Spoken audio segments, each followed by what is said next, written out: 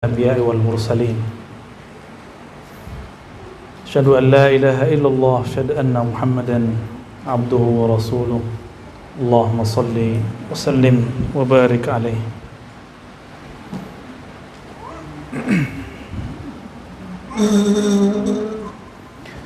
Baik teman-teman semua, alhamdulillah masih ini kolaborasi Buya Zul Asfi dan Gus Pais nih ya.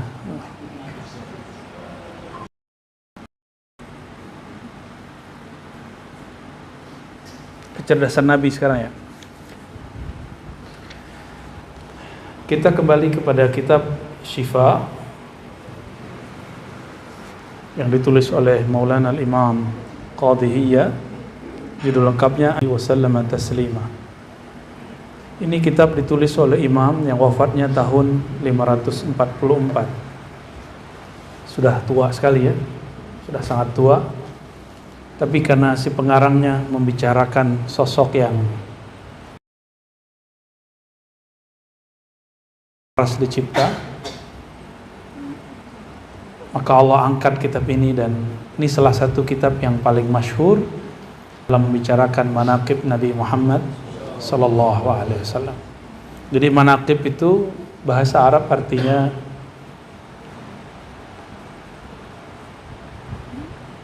kisah-kisah atau hal-hal yang baik terhadap seorang tokoh.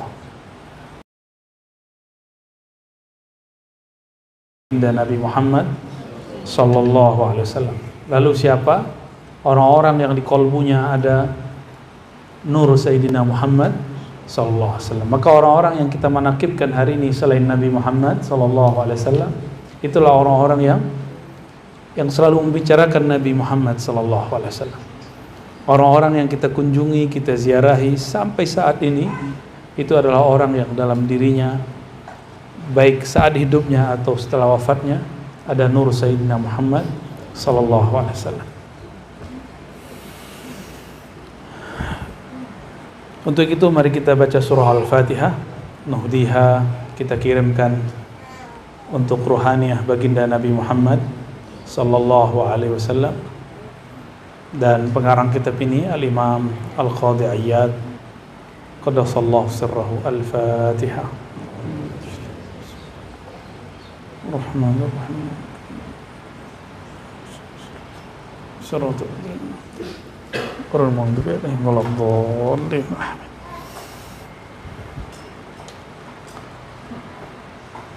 Faslun. Qala al-muallif fi wufuri aqlihi wa dhaka'i lubbihi wa quwwati hawasihi wa fasahati lisanihi wa i'tidali harakatihi. Mengenai wufur berarti kelengkapan akalnya. Akal kita ini kurang lengkap, maka mesti dilengkapkan dengan Nabi Muhammad Sallallahu Alaihi Wasallam. Maka satu akal yang tidak ada di situ, ma'rifatun Nabi Muhammad Sallallahu Alaihi Wasallam, akalnya tidak sempurna. Kurang cerdas apa Abu Jahal? Tapi karena dia ingkar kepada Sayyidina Muhammad Sallallahu Alaihi Wasallam, maka dia disebut jahal, bapaknya kejahilan. Ya, seandainya dia terima Nabi Muhammad SAW, maka dia akan secerdas Umar. Sayyidina Umar adalah bapak, apa istilahnya, inovasi hukum Islam pertama setelah Nabi Muhammad SAW. Sayyidina Abu Bakar tidak banyak karena waktunya pendek. Beliau lebih banyak membicarakan bagaimana mempertahankan umat Islam setelah Nabi SAW mangkat. Lain dengan Sayyidina Umar. Sayyidina Umar betul-betul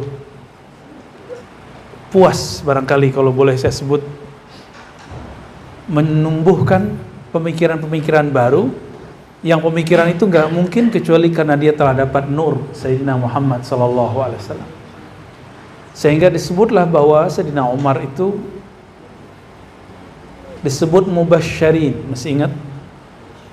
Ketika kita dulu ngaji masa pandemi kitab Khatmul Awliya,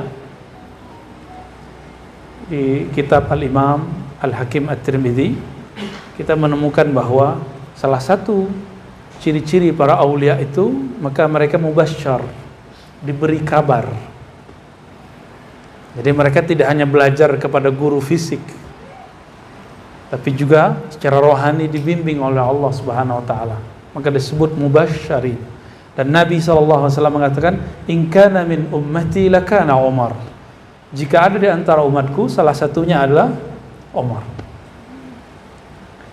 Itulah sebabnya kelompok Rafidhah benci sekali kepada Sayyidina Umar. Wufuru aqlihi wa dzaka'i lubbihi, dan zaka secara harfiah, zaka itu tumbuh, bisa juga cemerlang. Boleh kita terjemahkan di sini kecemerlangan lubbihi, otaknya. Lub jamaknya albab, ulul albab, orang yang sangat berotak. Nggak mungkin terjemah begitu kan? Apa terjemahannya Faiz? Sangat berotak gitu. Ya, brilian, sangat cerdas. Wa quwwati hawasih, dan kuat sekali hawasnya, indranya.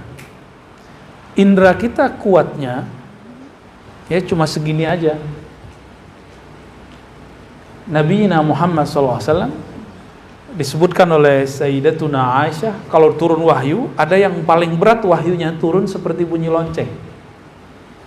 Dan itu bunyinya, coba dekat-dekat, kalau kita lagi nyetir, di belakang kita ada bus ngebel, kaget nggak? Bong gitu. Nabi Muhammad SAW tidak pernah tuli karena itu. Kalau kita kan langsung pingsan. Ya, sebut nama Nabi Muhammad sudah nggak kuat biasanya. Ya, ini dzakaidu lubbih wa quwwati hawasi, kuat sekali hawasnya, panca inderanya. Wa fasahati lisani, dan fasih sekali lisannya. Fasih, fasih, fasahah bahasa Arab bermakna jelas. Jadi kalau sudah disebutkan Arabiyyun fasih, orang Arab yang kalau ngomongnya jelas. Lawannya Arab apa? Bukan Arab maklum. Kalau ada English slang, ada bahasa Arab amiyah. Bahasa Arab amiyah ini bahasa Arab lokal. Per daerah sudah beda, ya. Antara Mekah Hijaz dengan Najd sudah lain. Sama-sama Saudi. Antara utara Saudi dengan selatan Saudi sudah lain. Antara Yaman dengan Saudi sudah lain. Sudah pernah dengar orang Mesir ngomong? Orang Mesir ngomong tuh, sama orang Libanon nyebut qalbinya lain. Gimana Bu ya kalau orang Mesir nyebut qalbi, albi, jadi lagu kan? Orang Yaman nyebut qaf kayak galbi. Wahatul lisanihi wa i'tidalu harakatihi wa husnu syama'ilihi fala miryah. Fala miryah, maka tidak adalah keraguan. Annahu kana aqalan nasi wa dzakahum, bahwasannya baginda Nabi Muhammad SAW adalah orang paling cerdas, paling cemerlang, paling brilian. Wa man ta'ammala tadbirahu amra bawatinil khalqi wa zawahirihim wa siyasatal 'amati al-khassati min ajibi syama'ilihi wa badi'i sayrihi fadlan amma afadahu min al-'ilm wa qarrarahu min asy-syara' duna ta'allumi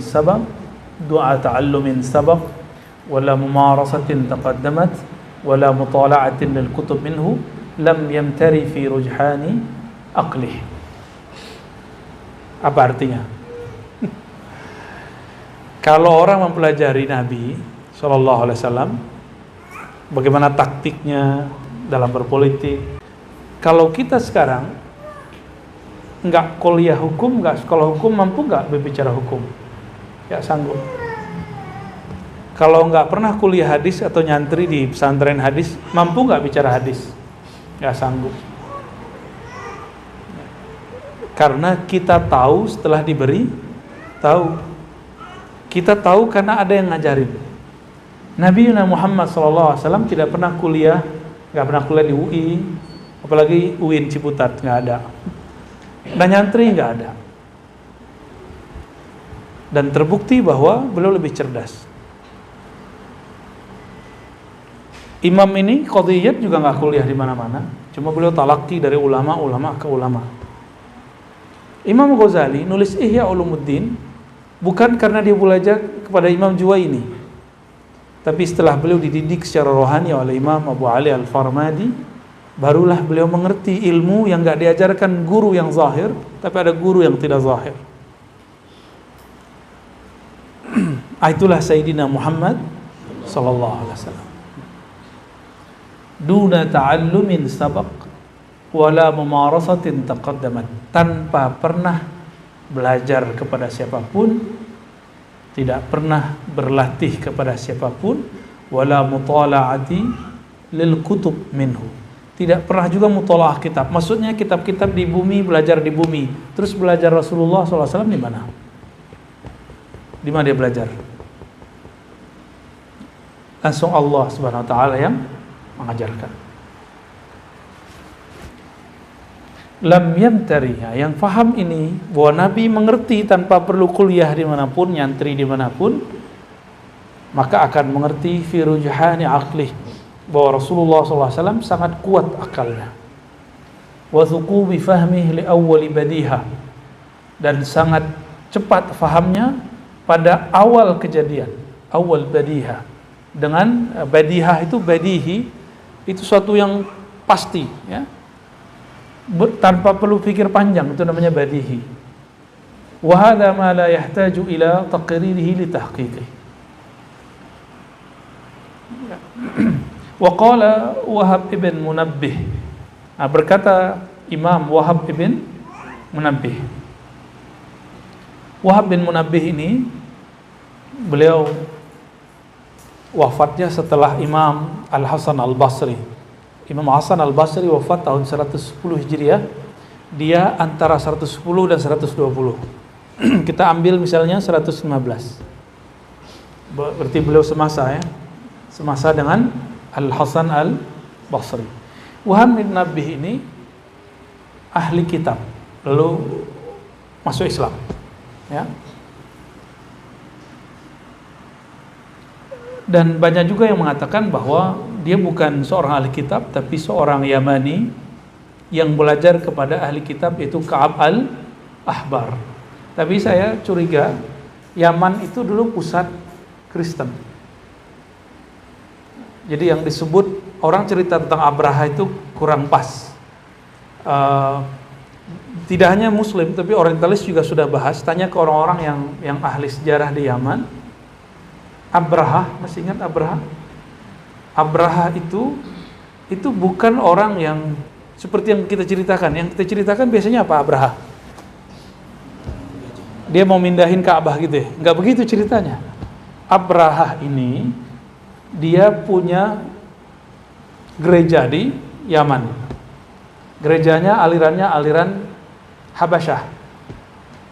Karena Habasyah pusat Kristen di zaman itu. Abraha punya gerejanya qila, ya, ahana alaihi ahad min Quraisy. Ada yang menghina, mungkin mohon maaf, buang air kecil di situ atau ngerusak atau apa, wallahu a'lam. Maka ketika Abraha dengar, dia tersinggung, dia tanya, dari mana tuh orang Quraisy? Dari Mekah. Maka dia kemudian ingin menyerang Mekah. Itu yang kita dapat dalam sejarah, ya.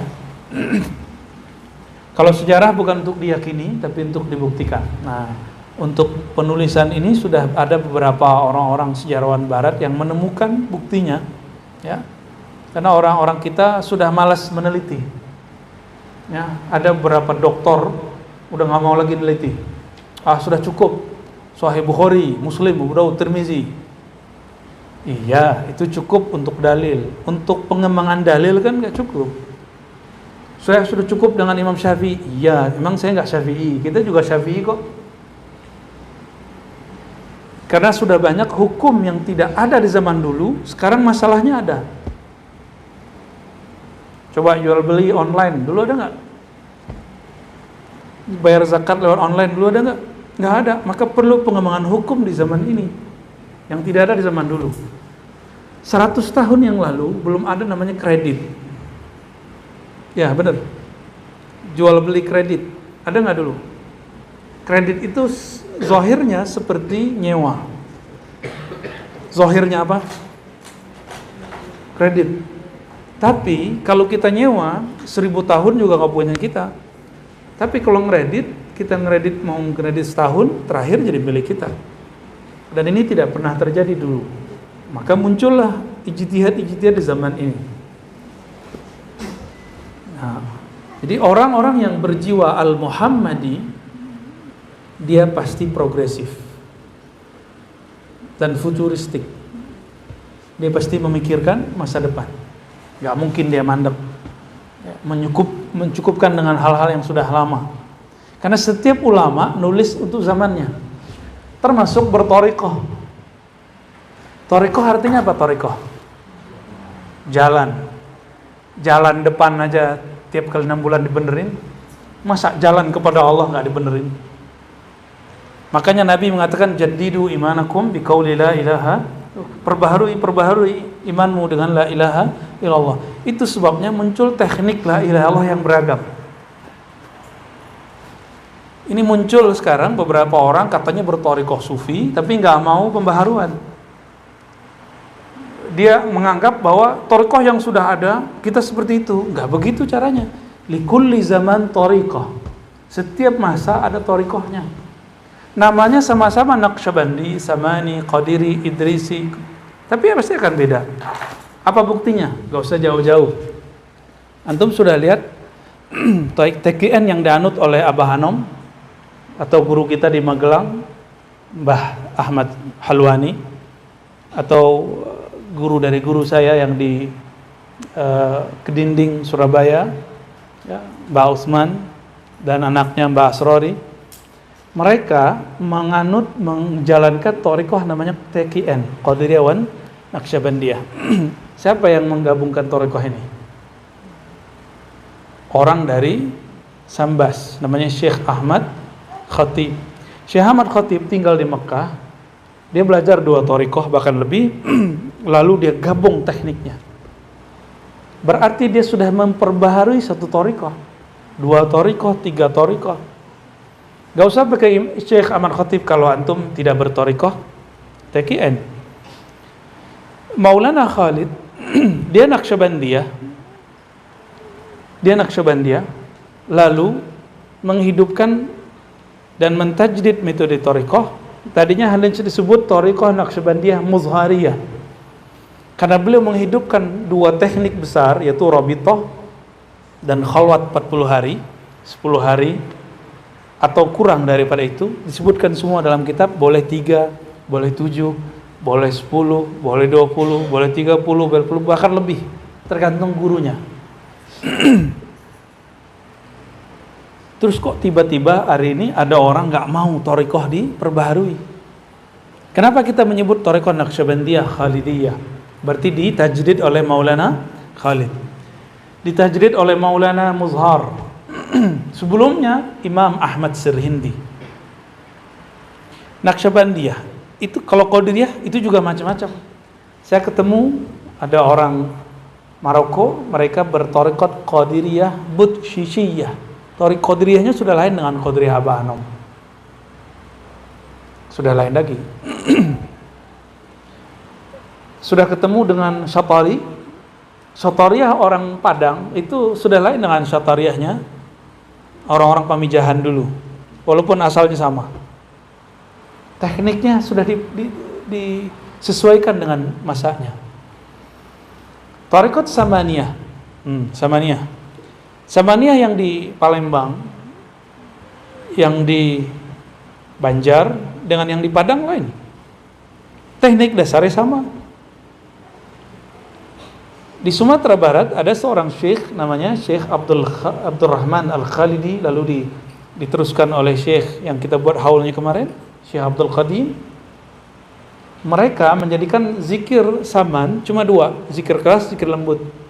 Kerasnya Allahnya dihentak, lembutnya tidak dihentak. Kerasnya dengan teknik tertentu, lembutnya dengan teknik tertentu. Tuh, setiap orang melakukan. Sudah ketemu Syaziliyah? Syaziliyahnya Abah Habib Lutfi agak berbeda dengan Syaziliyah yang saya temui di Tulung Agung. Ada perbedaannya. Kenapa? Karena setiap mursyid melakukan tajdid ketika mereka ahli di bidang thariqah. Tidak ada masalah. Ya. Apalagi yang diragukan? Kenapa kemudian teknik zikir beragam? Ya.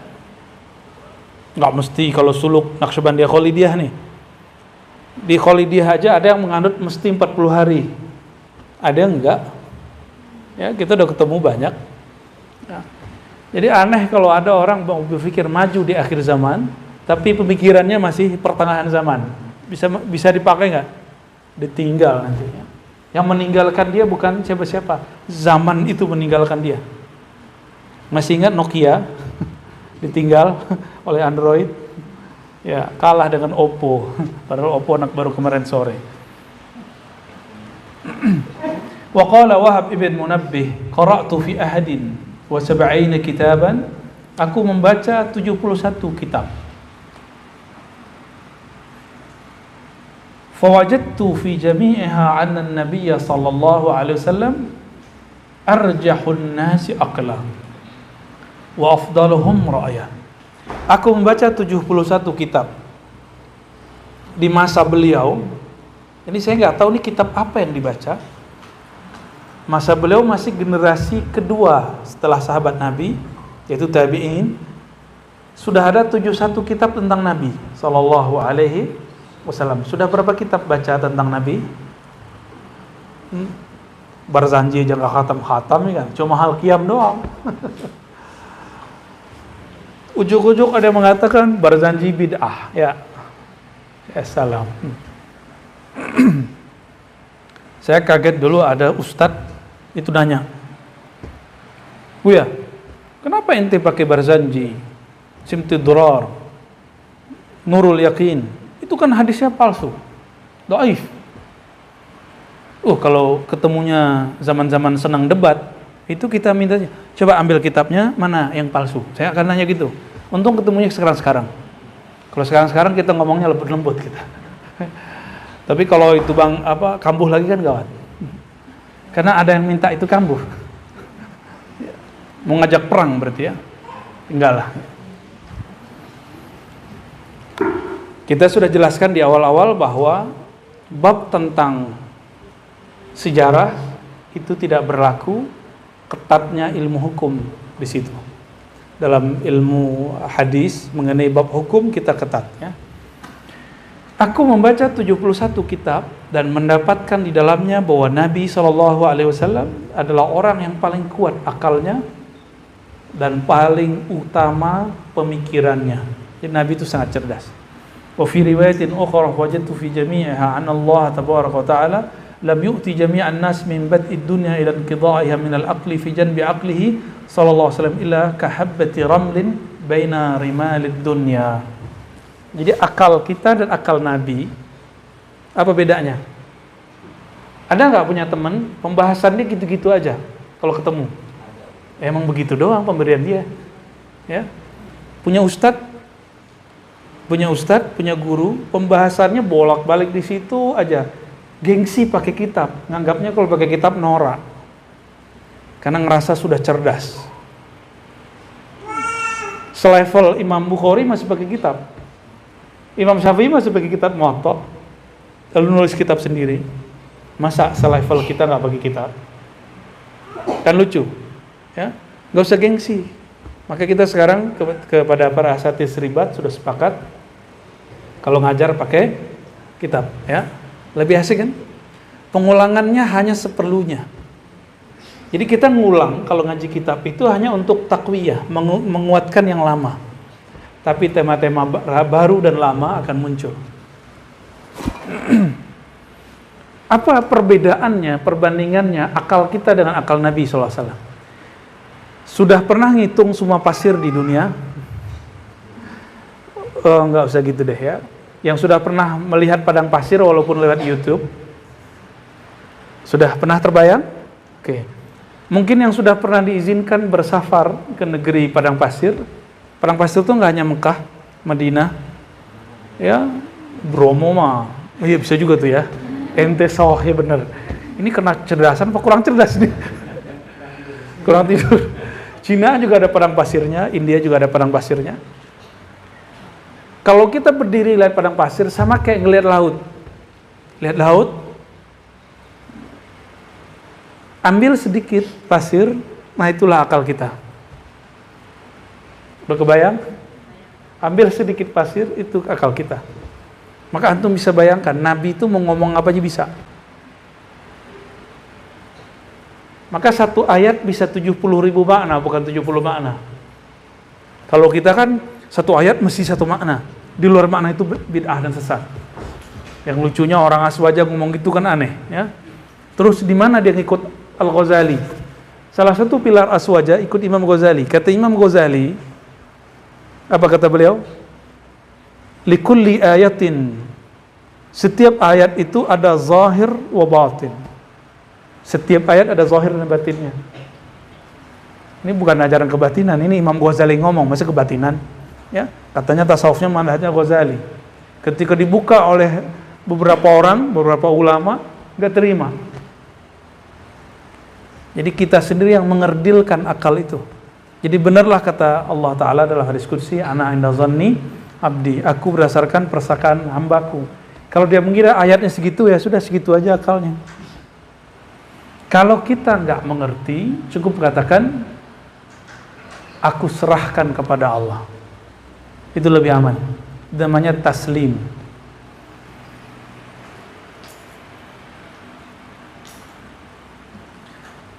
Wa qala Mujahid, berkata Imam Mujahid, kana Rasulullah sallallahu alaihi wasallam idza qama fi sholati yara man khalfahu kama yara man baina yadayhi. Nabi sallallahu alaihi wasallam kalau salat melihat yang di belakang sama kayak yang di depan. Riwayat ini ada di Sahih Bukhari. Ya. Wa bihi fussira qauluhu tabaraka wa ta'ala wa taqallubaka fis sajidin. Dan bolak-balikmu ketika salat, ya, ketika orang-orang salat sujud. Ya. Wa fil Muwatta alaihi anhu alaihi salam inni la arakum min wara'i zahri. Ya.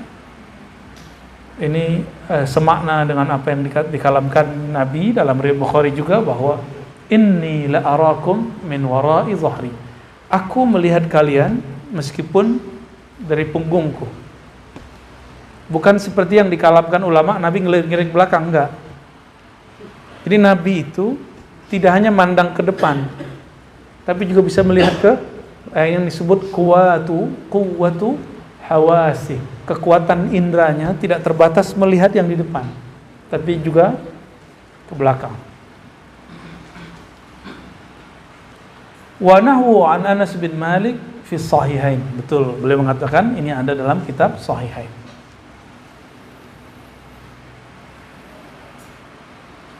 Wa an Aisyah mithlahu qalat ziyadatun zadahu Allahu iyyaha fi hujjatihi. Inilah yang Allah tambahkan kepadanya untuk menguatkan hujjahnya. Wa fi ba'd riwayat inni la anzur man wara'i kama anzur man baina yaday. Artinya sama. Lalu hadis berikutnya inni la ubsiru fi qafaya kama ubsiru min man baina yaday, sama maknanya, ya. Itu melihat depan sama belakang sama. Sekarang gelap sama terang. Lebih tajam mata burung hantu atau mata Nabi Muhammad SAW? Ya, burung hantu bisa melihat dalam gelap nggak? Bisa? Bisa? Berapa radius dia bisa melihat?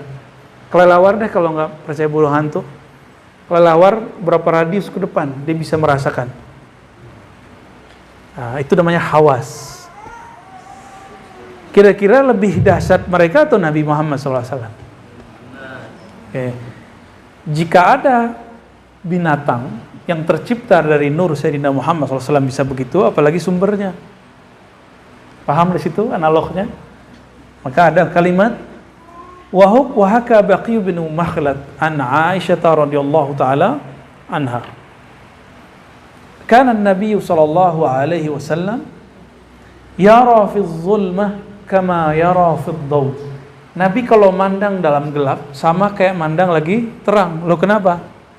Anta syamsun anta badrun. Karena beliaulah sang pelita. Kalaupun matahari terbenam, beliau enggak terbenam. Jadi faham hadis Sayyidatuna Aisyah kehilangan jarum, Nabi masuk bisa lihat. Paham jadinya? Oke. Wal akhbaru katsiratun sahihatun fi ra'yatihi sallallahu alaihi wasallam lil malaikati wasyayatin. Dalam hadis Imam Bukhari disebutkan bahwa jika engkau mendengar suara dik, idza sami'ta sautad dik, kalau kamu mendengarkan suara kokok ayam, maka mohonlah rahmat Allah. Hadis Bukhari Muslim. Ada hadisnya? Oke. Kira-kira lebih tajam mata Nabi itu mata ayam. Makanya kata beberapa murid Syekh Yasin Al-Fadani, beliau ini memelihara salah satu ayam jago yang berkokok setiap kali turun malaikat sepertiga malam terakhir. Kan itu beda ya hari. Makanya anjing ngapain? Nah, kami dulu waktu kecil punya anjing, ya. Tanya ke abang saya itu ya. Itu kalau malam hari, biasa dulu tuh masih kirim-kirim sihir. Makanya malam-malam tuh sering bunyi pasir di atas. Ser. Kita lihat pasir nggak ada keluar. Masih banyak orang kirim-kirim. Ya, masa-masa jahiliyah itu ya. Tapi ternyata sekarang tambah banyak orang main itu. Karena medianya tambah banyak, tambah mudah, foto, video. Jadi jangan sembarangan share video kita atau foto kita ya. Foto antum maksudnya. Kalau foto tentang Nabi Muhammad kita share, kita ngaji dengan Nabi Muhammad, insyaallah syafaat beliau akan jaga kita. Insyaallah. Wa rufi'an Najashi lahu hatta shalla alaihi. Raja Habasyah yaitu Najasyi meninggal. Nabi SAW tahu. Gimana cara taunya? Apakah diwahyukan atau beliau bisa lihat jauh? Beliau ngeliat jauh sama dekat itu sama. Ya, jangankan gitu, saya punya guru juga begitu. Ada seorang guru kita, lebih dari seorang, 2 atau 3 orang, itu muridnya meninggal dia ngerti, diberitahu oleh Allah. Tapi nggak semua guru ya, nggak mesti mursyid begitu. Tidak ada namanya syarat mursyid mengetahui muridnya mati, itu nggak ada. Oke? Tapi ada mursyid yang diberitahu, berarti dia punya koneksi kepada cara pandangnya. Mungkin wallahu alam komunikasi dengan malaikat maut ka wallahu alam ya.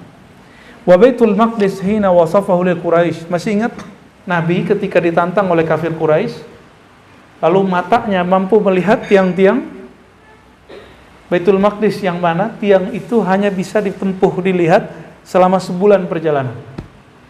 Tajam nggak matanya? Itu yang disebut quwwatu hawasi. Mata inilah yang diberikan sebagian kepada Sayyidina Umar.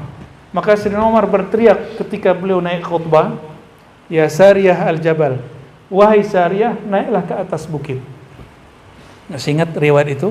Ya.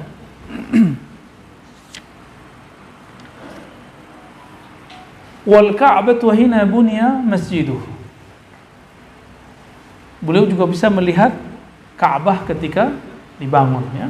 Wa qad hukiya anhu sallallahu alaihi wasallam annahu kana yara fi Thuraya 11 najman.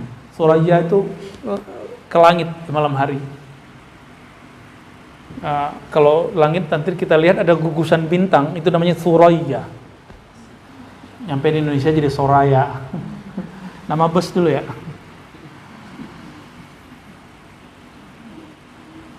Nabi SAW melihat di gugusan bintang ada 11 najman.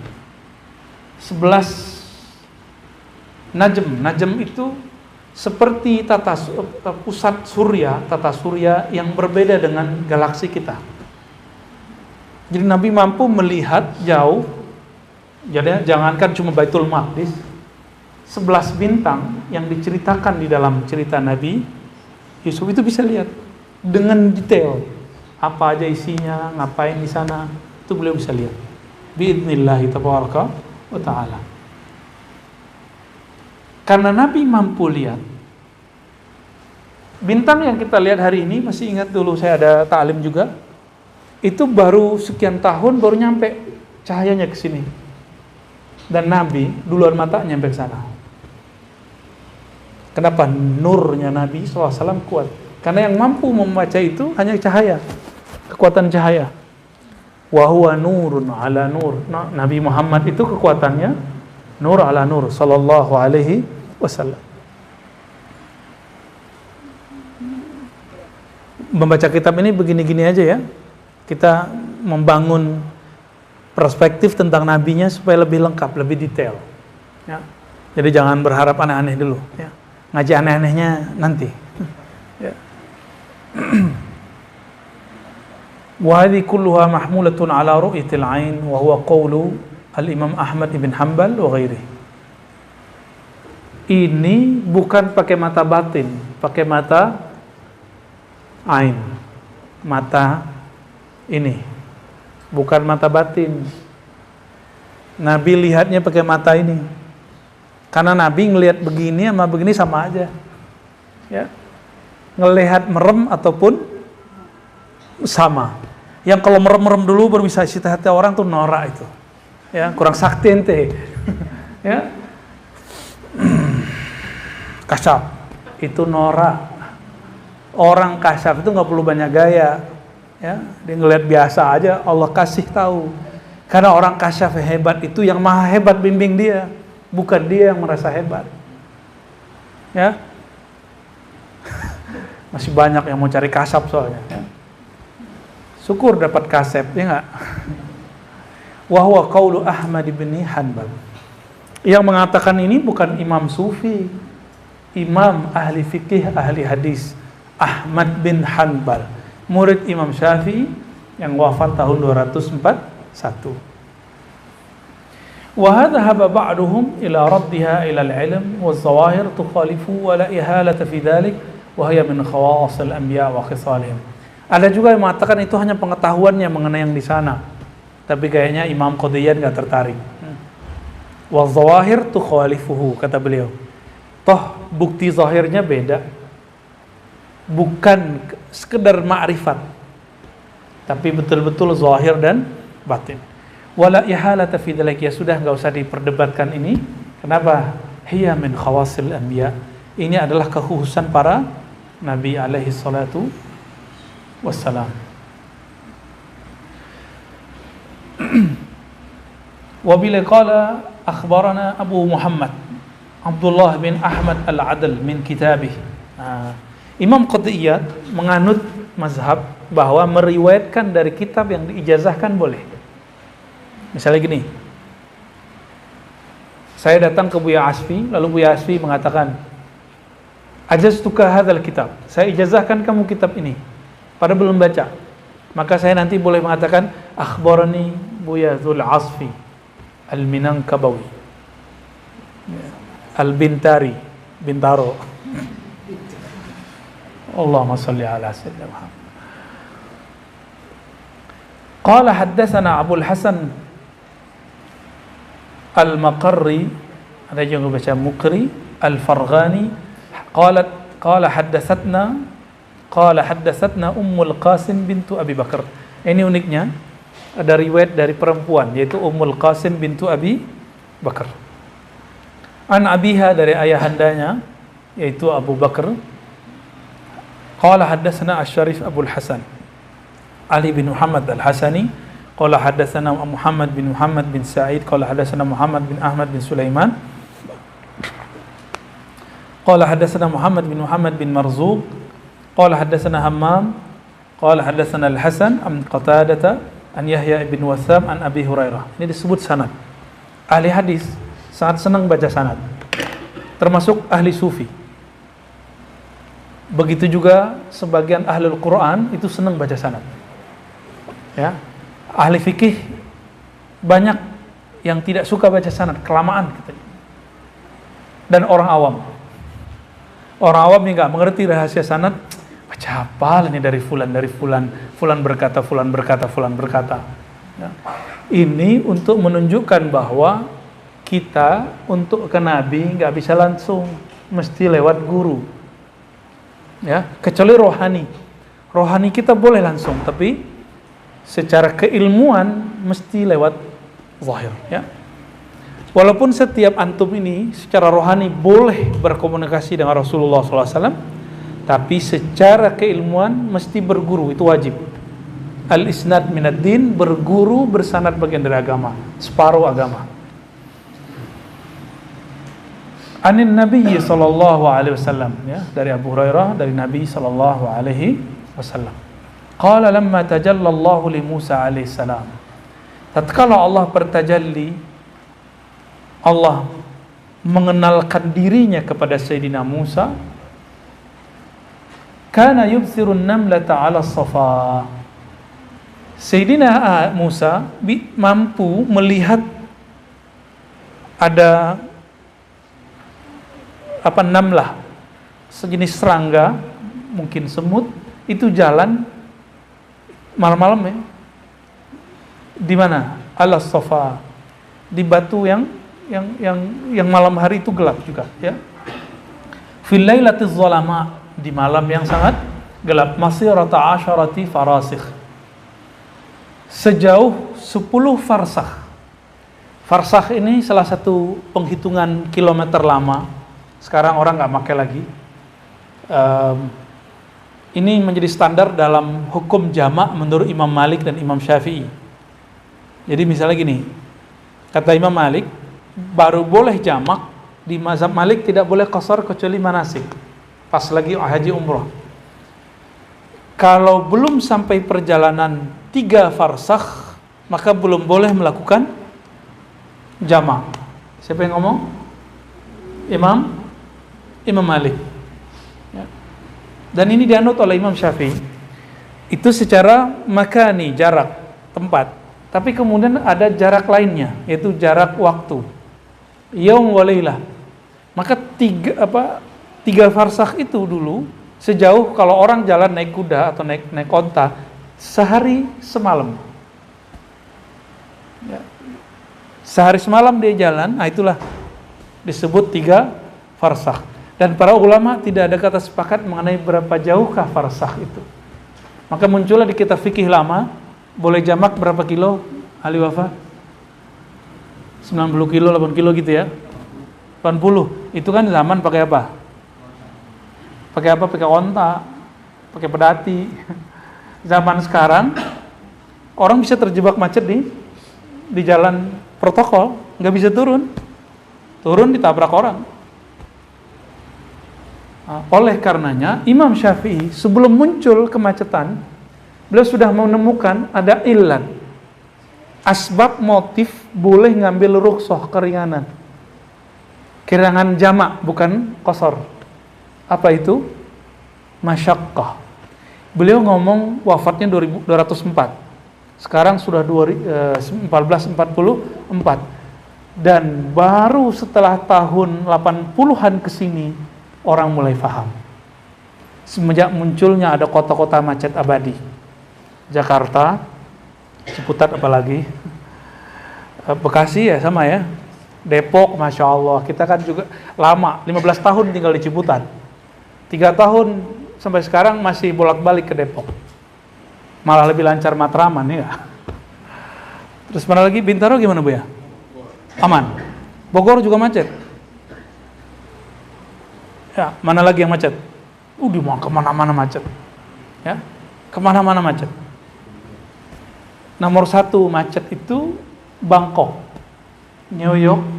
Kita entah nomor 3, entah nomor 4, entah sekarang naik jadi level 1 juara. Imam Syafi'i mengatakan illat motif boleh ngambil rukhsah jamak, bukan qasar, apa? Masyaqqah. Karena ada kesulitan, kepayahan atau masalah. Paham di situ ya? Ini orang kecerdasannya ngelewatin 1000 tahun. 1200 tahun baru kalamnya bisa difahami secara sempurna, secara lengkap. Itu pertanda bahwa dunia ini sudah semakin tua. Berarti nggak lama lagi nih. Cuma nggak wallahu alam kapan ya. Yang jomblo ya cepat-cepat lah.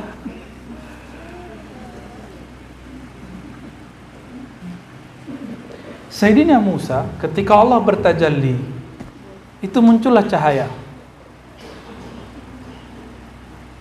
Muncul cahaya.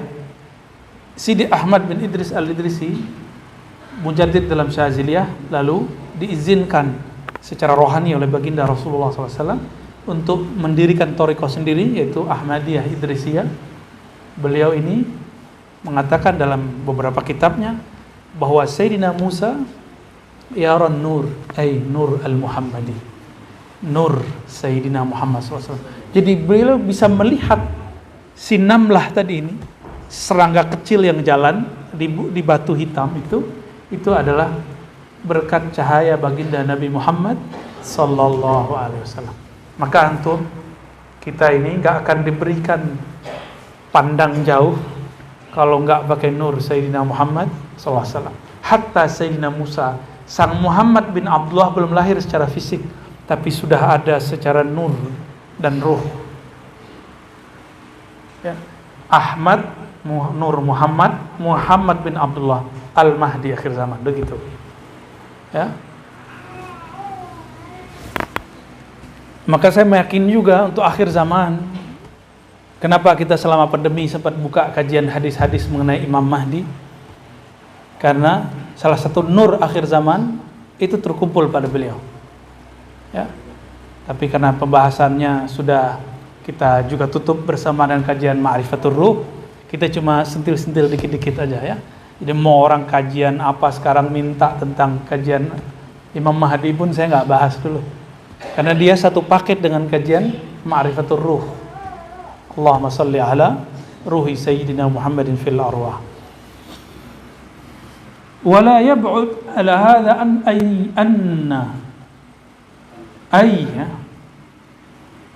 ay yukhtassa nabiyyuna bima dzakarnahu nabiyyuna sallallahu alaihi wasallam bima dzakarnahu min hadzal bab ba'da al-isra wal khutwah bima ra'a min ayati rabbihil kubra. Jika Sayyidina Musa melihat 10 farsakh bisa ngelihat lalat kecil, serangga kecil, lebih kuat mukjizat Nabi Muhammad SAW atau mukjizat Nabi Musa? Mana yang lebih kuat? 10 farsakh mah belum seberapa. Nabi Muhammad SAW melihat 10 bintang yang hanya dilihat Sayyidina Yusuf dalam mimpi. Ingat, Sayyidina Yusuf hanya melihatnya dengan jelas fil manam. Ya abati inni ara fil manam ahada asharata kaukaba wasyamsa wal qamara ra'aituhum li sajidin. Kan begitu. Wahai ayahandaku, aku melihat 11 bintang. Ditambah 2 langit, ditambah 2 surya dan purnama. Itu matahari dan bulan. Mereka sujud kepada aku. Hanya fil manam. Sedangkan Sayyidina Muhammad SAW mengatakan, Yusuf lihat di tidur, aku ngeliat mata. Kira-kira begitu. Paham kekuatan mata Nabi Muhammad SAW? Itulah sebabnya Sayyidina Abu Bakar tidak berani mandang Nabi Muhammad SAW. Jadi Nabi Muhammad itu kalau sekarang SAW ngeliat kita, itu apapun penyakit di tubuh antum bisa lihat. Lebih dari scanner. Lihat dari kepala, bisa lihat semua. Bahkan bisa dengar. Dengar apa? Semua denyut yang ada di nadi kita. Dari ujung ubun-ubun sampai ujung kaki. Bisa dengar. Semuanya bisa dengar. Bisa merasakan geraknya rambut yang tumbuh, kulit yang mengkerut. Jadi Nabi SAW kalau gak kuat, antum stres. Ya, Nabi itu bisa dengerin apa aja. Pohon ngomong bisa dengar. Coba kalau kita bisa dengerin pohon ngomong. Hewan datang, itu hewan datang nyamperin ngomong dia. Nabi bisa dengar, antum kan nggak bisa ngomong kecuali diizinkan Allah. Ya, ada beberapa kawan kita sudah diizinkan Allah mendengarkan suara pohon-pohon, suara hewan, 1-2. Ya, kenapa bisa? Karena itu umat Sayyidina Muhammad sallallahu alaihi wasallam. Jangankan itu, Aflatun, Plato, karena dia terhubung silsilahnya kepada Sayyidina Sulaiman, itu melihat ke langit dia bisa dengar suara bulan. Bulan tasbih itu dia dengar. Kenapa? Aflatun salah satu auratnya adalah mengurangi makan. Tidak makan kacang dan binatang. Ya. Jadi yang bernyawa nggak dimakan. Bukan karena mengharamkan, tapi mereka melatih dirinya. Ya. Oleh karena itu, saya meyakini Aflatun ini bukan musyrik, tapi dia pengikut para anbiya. Ya. Apakah dia seorang nabi dan rasul? Wallahu alam, kita nggak dapat kabarnya. Jadi dahsyat Nur Muhammad sallallahu alaihi wasallam, dahsyat sekali. Ya. Di kitab ini nggak disebutkan, cuma disebutkan di awal-awal tentang Nur Muhammad sallallahu alaihi wasallam. Siapa yang menjelaskan ini? Kitab belakangan, yaitu kitab Imam Sidi Ahmad bin Idris al-Idrisi. Apa maknanya? Fi kulli zaman fadlun wa ata' min Allah. Setiap zaman itu ada pemberian ma'rifat yang berbeda dan berkembang. Sebagaimana pengetahuan zahir berkembang, kalau nggak ditopang dengan pengetahuan batin, maka jomplang. Oleh karena itu, teman-teman, terutama para masyayikh, para ajengan, para gus, para kiai, para habaib tentunya, ini bukan menggurui. Coba kita sama-sama perhatikan bahwa kitab itu berkembang ma'rifatnya. Untuk apa? Itu cara Allah untuk menciptakan muadalah, iktidal, ya. Keseimbangan muwazanah antara zahir dan batin. Coba antum sekarang nyari hadis di Google, 1 menit nggak nyampe keluar kan? Tergantung lelet nggak leletnya handphone, tergantung harga, ya nggak? Tergantung bagaimana RAM-nya kuat, mesinnya kuat. Apple itu RAM-nya nggak tinggi, tapi mesinnya bagus. Kalau yang produk Cina dan Korea, prosesornya biasa, tapi yang dikencengin di RAM-nya. Paham? Ada orang jenis begini. Ada orang memang cerdas otaknya, nggak perlu ditambahin apa-apa. Nah, itu handphone bisa disebar nggak? Di blogspot. Kita nggak punya sinyal, nggak punya paket, bisa nebeng ke orang ini? Bisa. Kalau yang punya handphonenya handphone murah, terus dia kasih orang hotspot, panas nggak? Panas. Itulah yang terjadi pada guru-guru yang dia kepanasan, kecapean kalau bimbing murid, ya, karena prosesornya belum sanggup punya banyak murid, dia harus upgrade lagi ke gurunya. Makanya itu software di-upgrade kan. Kita kalau punya laptop, ada upgrade memori loh. Ada upgrade RAM, iya kan? Itu benda, ini kan ayat-ayat Allah semua. Jika secerdas komputer mesti di-upgrade, masa komputer ini nggak di-upgrade? Ini nggak bisa di-upgrade dengan zahir, nggak bisa pakai ada suntikan kecerdasan, tuh nggak ada. Ambil nih suntikan cerdas gitu, nggak bisa. Dia hanya bisa disuntik dari sini. Suntiklah rohanimu dengan ma'rifatullah, maka otak akan cerdas. Kenapa? Otak ini hanya memahami alam yang zahir. Jika yang batinnya kuat, ini ikut naik, ikut kuat. Dan saya merasakan nikmat itu sedari masih kelas 2 MTS, SMP. Jadi setelah belajar thariqah, belajar zikir, nama Allah kan berat. Lebih berat nama Allah atau matematika? Wah, gampang matematika jadinya. Ya, lebih berat nama Allah atau fisika kimia? Oh, jadi gampang ilmu itu kalau orang di kolbunya ada nama Allah. Ada masalah kerjaan? Ada masalah kerjaan? Coba zikirkan kolbunya nama Allah. Nanti akan muncul ide-ide yang sahih, insya Allah. Ada kalanya harus berkorban. Misalnya, saya harus korban, ngurangin, karena selama ini sering ngasih makan perut, dikurangin. Ini metode Maulana Al-Imam Khalid. Ngurangin makan yang bernyawa, ngurangin kalam, ngurangin memandang kepada yang jauh, ngurangin macam-macam. Kita kurangin yang zahir, Allah tambahkan yang batin. Selalu seperti itu. Jadi kenapa kita punya masalah selalu pusing? Punya masalah kan, semua orang nih wajahnya kan bermasalah semua nih. Ya kan? Enggak masalah di rumahnya, masalah tempat kerjanya. Enggak tempat kerjanya sama temannya, enggak sama temannya, teman tetangganya, ya kan? Semua kita punya masalah. Habis masalah mati namanya. Ya. Jadi mesti ada masalah. Hatta guru pun ada masalah dengan muridnya, murid dengan gurunya, teman dengan temannya, murid sama muridnya, mursyid dengan mursyid yang lain. Masalah itu hadiah dari Allah Subhanahu wa ta'ala supaya orang mau ngupgrade. Jadi jangan pahami masalah itu musibah, masalah itu ujian untuk ngupgrade diri. Allahumma shalli ala Sayyidina Muhammad. Kalau begitu, Nabi ditodongin pedang, itu pura-pura atau gimana? Nabi pura-pura tidur. Nabi kan tidur matanya, hatinya nggak tidur. Ditodongin seseorang perwira dari musuh di sininya. Kira-kira gimana? Dia bisa menembus pengawal-pengawal Rasulullah, nggak bisa kelihatan sama mereka. Berarti Nabi udah nandain orang ini. Jadi dia yang nangkap Nabi atau Nabi yang nangkap dia? Hah? Kira-kira siapa? Makanya ketika ada bab kesturi, misik, Nabi yang diharumkan oleh kesturi atau kesturi yang diharumkan Rasulullah SAW? Ya, tuh sudah mulai faham tentang Nabi Muhammad SAW. Ya.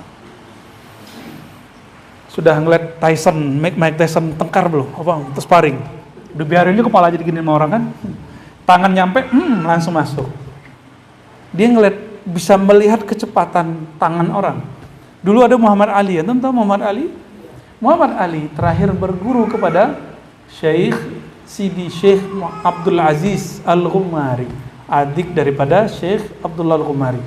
Saya langsung dapat kabar dari muridnya, yaitu Syekh Ahmad Darwish. Saya dengar beliau masih di Pulau Jawa, tadinya di Malaysia, saya nggak tahu. Menikah dengan orang Jawa barangkali. Semoga nanti ada waktu beliau kita ketemu dan datang di sini ya, atau kita datang ke beliau. Ya, beberapa orang mungkin menganggap beliau ini aneh atau tidak benar berguru kepada Sidi Abdullah dan Sidi Abdul Aziz Umari. Saya nggak percaya itu. Saya udah ngelihat ijazahnya. Ya, ijazah beliau bermulazamah kepada Sidi Abdul Aziz Al-Umari. Ya.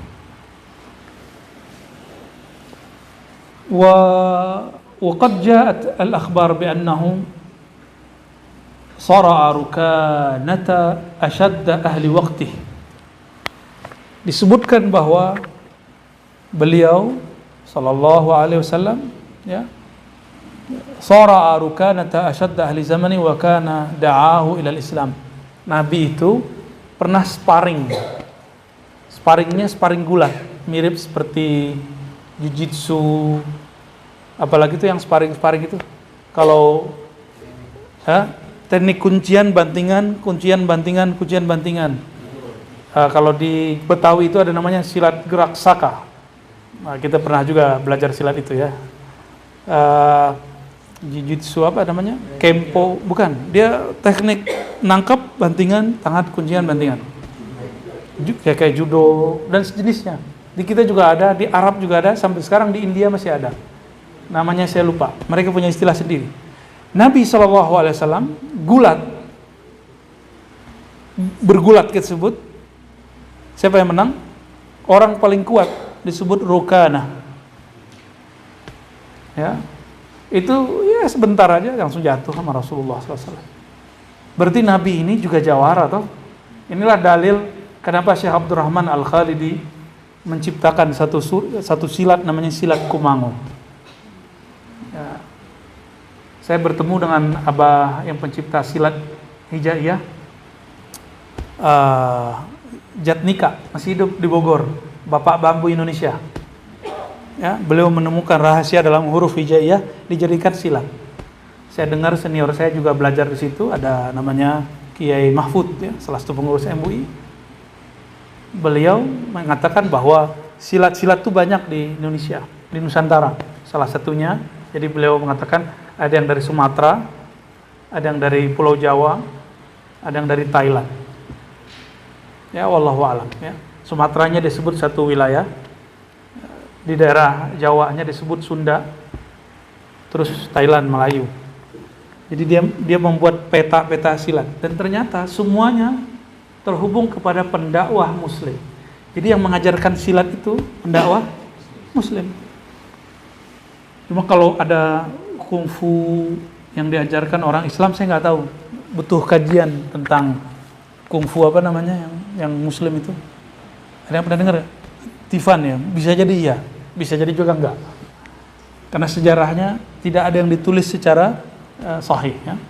Barangkali ada yang mendapatkan sejarah lisan. Wallahu a'lam bishawab. Lalu si pegulat ini masuk Islam.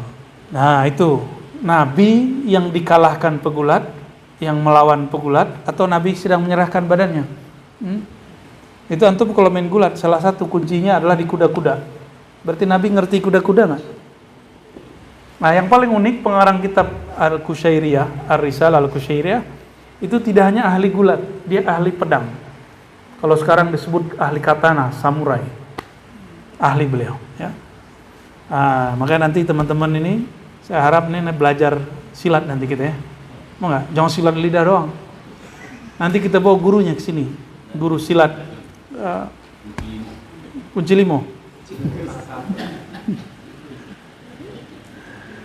Wasara Aba Rukanah fil jahiliyah wa kana syadidan wa awadahu thalatha marat kullu dhalika yasra'uhu Rasulullah sallallahu alaihi wasallam. Ini sama artinya. Wa qala Abu Rahimah ra'aitu ahadan asra' min Rasulullah sallallahu alaihi wasallam fi mashyihi wa ka'annama al-ardu tutwa lahu inna la nujhidu anfusana wa huwa ghairu muqtarith. Ini Nabi lagi jalan sama sahabat, bukan sama istrinya. Nabi ketika jalan dengan para sahabat, itu kayak gulung bumi. Nggak sanggup diikutin sama teman. Gulung bumi itu maksudnya bumi itu kayak jadi pendek. Harusnya kita kalau jalan, kalau orang Indonesia jalan gimana? Santai. Coba antum tinggal di negeri subtropis. Angkot nggak di mana-mana, Gojek nggak di mana-mana. Kita mau naik ke kereta atau ke shuttle bus, harus jalan 15 menit. Tapi jangan dibayangkan panasnya seperti di sini. Mereka sejuk dan asik. Ya. Nah, Nabi jika berjalan dengan para sahabat, tutwa lahul ard. Bumi itu seperti digulung, pendek. Kata Abu Hurairah, "Inna lanujhidu anfusana wa huwa ghairu muqtaris." Kami ngos-ngosan mengikuti langkah Rasulullah SAW, sedangkan Nabi mah biasa-biasa aja. Nabi kuat, ya. Nabi pernah ketika lagi perang Khandaq, masih ingat perang Khandaq? Sahabat-sahabat terkuat ingin mengangkat, jadi ketika digali parit yang ada di Madinah itu, ada satu batu yang tidak sanggup diangkat oleh orang terkuat Madinah.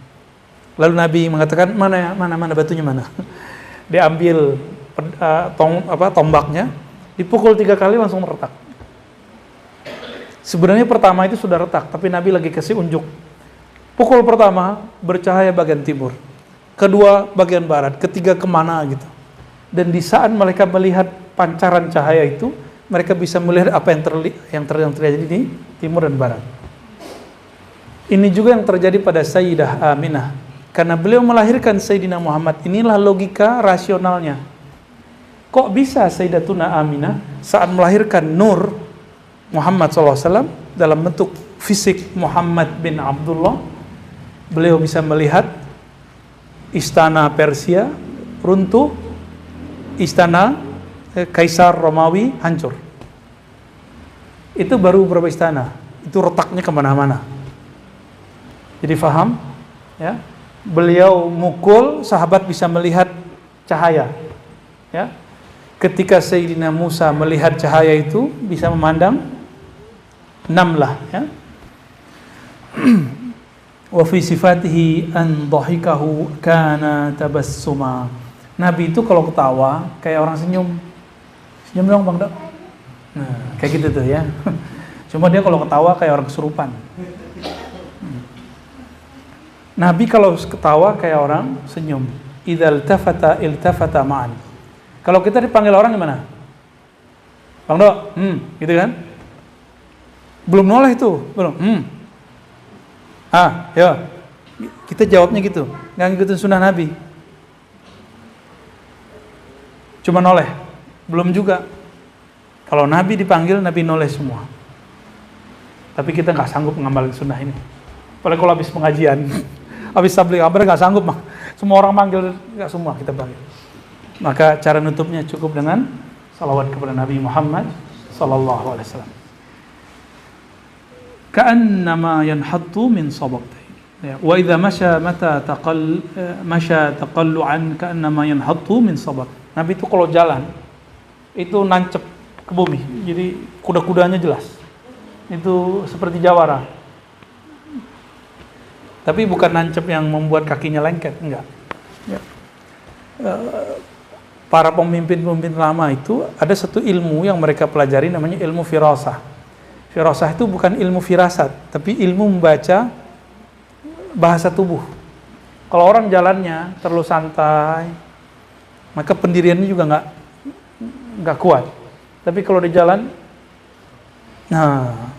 dia kalau membuat satu langkah, langkahnya pasti.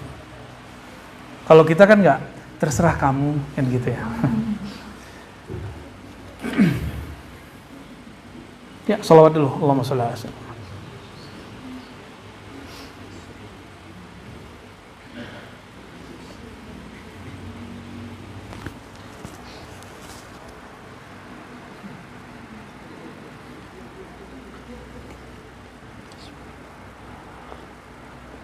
اللهم صل وسلم وبارك عليه وعلى آله.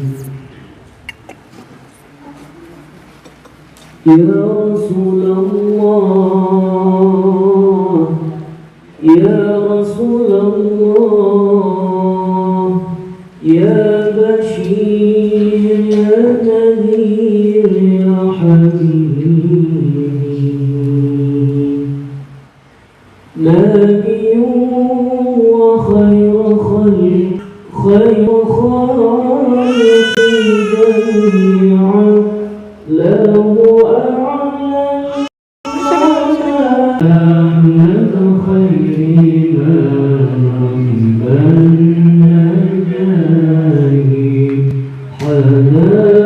حديث باسم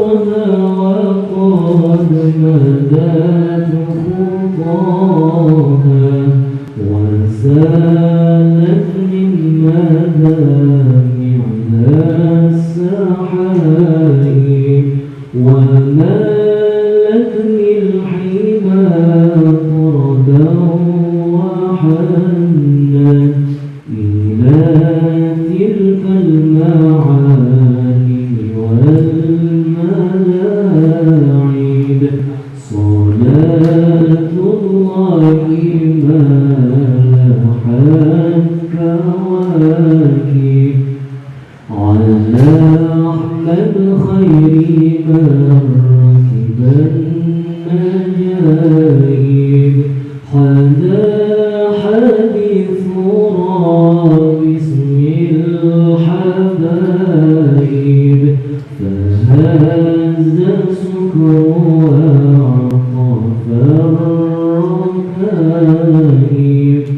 فدع جلب الزمام ولا تسوقها فقائد شوقها للحي جانب فهم طربا كما هبت وإلا فإنك في طريق الحب كاذب صلاة الله ما لاحت كواكب على أحمد خير النجائب هذا حديث باسم الحبائب فهذا سكر أعطاف الركائب نبي الله خير الخلق جمعا له أعلى المناصب والمراتب له الجاه الرفيع له المعالي له الشرف المؤمن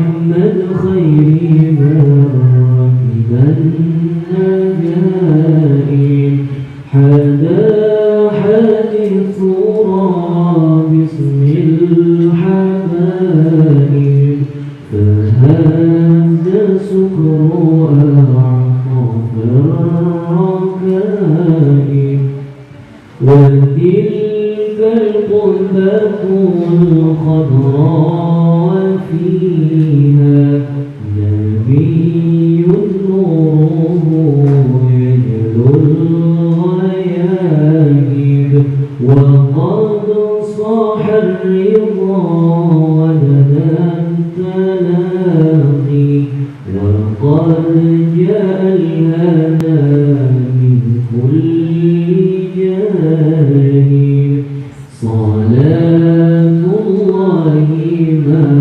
لاحت كواكب على أحمد خير من ركب النجائب حدا حديث باسم الحبائب فهذا سكر أعطاف الركائب فلو أن سعينا كل يوم على الأحداق لا فرق النجائب والنجائب